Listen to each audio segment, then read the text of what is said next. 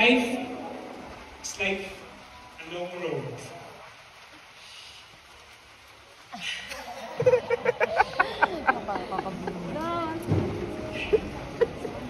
Along the way, I've faced countless moments, joys and heartaches, detours and dead ends. The challenges were often difficult, even painful. But if all those struggles were part of God's story to lead me through it, and every step was worth it. And if I ever given the chance to walk this road again, knowing you're at the end of it, I wouldn't hesitate for a single second.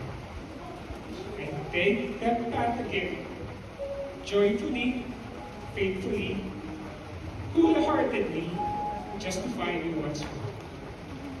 Joy, you're a blessing. I love you. Knowing that it is God's will for me to marry you, I make a commitment to you today in the presence of our Lord and before all of these witnesses to love you with unconditional love. I will be faithful to you always, never leaving you nor forsaking you. I will lead, guide, protect, and provide. I will live with you in an understanding way, being thoughtful of your needs. I will honor you as my fellow heir of God's grace. I commit myself to fulfill God's plan for my life and provide loving leadership and spiritual covering for you and our children. I commit to co-labor with you in the building of the church and the advancement of the kingdom of God until the day Jesus returns in all his glory. Because now, this road becomes our road.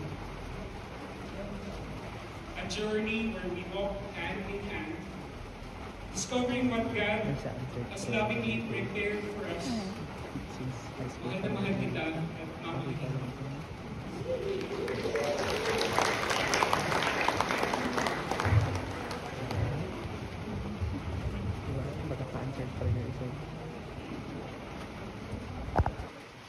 My dearest mahal,